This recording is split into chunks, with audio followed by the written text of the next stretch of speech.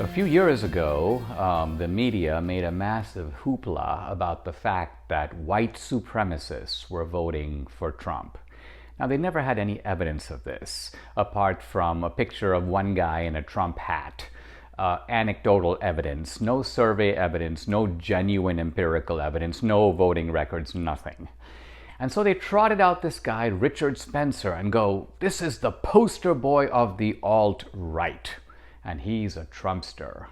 Richard Spencer, founder of the so-called alt-right movement. Their movement is broadly referred to as alt-right. Richard Spencer, a prominent member of the alt-right. Hail our people, hail victory!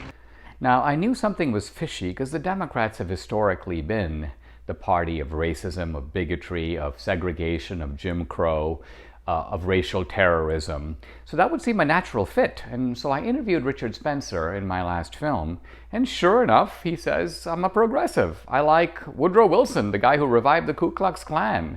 I like Andrew Jackson, the founder of the Democratic Party. I don't like Reagan. He fessed up. He even said that he didn't really mind socialism. Watch this. What it means to be on the right, what it means to be a conservative, is actually deeply collectivist. It is not individualistic Pause at for a all. moment. So as I would say as a conservative, I'm conserving the philosophy and the principles of the American founding. You're not. I've been critical of the American founding and throughout my writings, my career.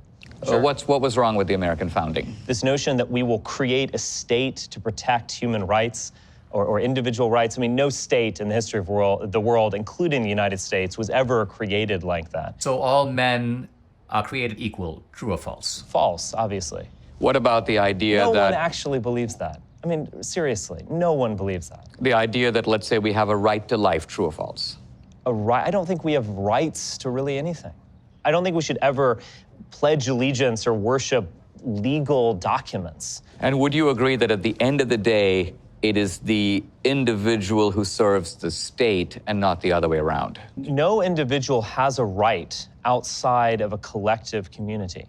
You have rights, not eternally or given by God or by nature. Who gives them to us?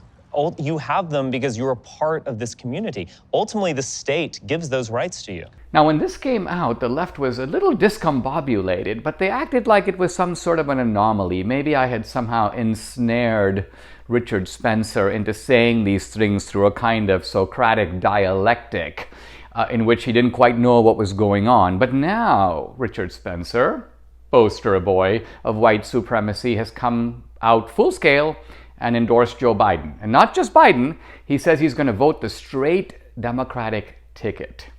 And so ultimately you see that the Democrats, it isn't just that they were the party of racism, they are now. That's why America's leading racist, who was, by the way, never alt-right. This was all a media fiction.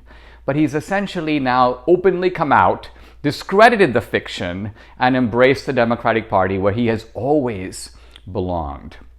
Now, it might seem strange to have Spencer on the left, because after all, Spencer is not Black Lives Matter.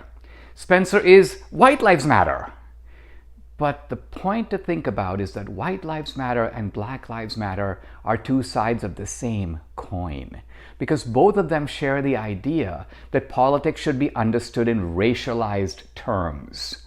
Now, for our side, the conservative side, the Republican side, race doesn't matter. Race is the painted face. We want to get beyond race. We want to have laws that do not take race into account.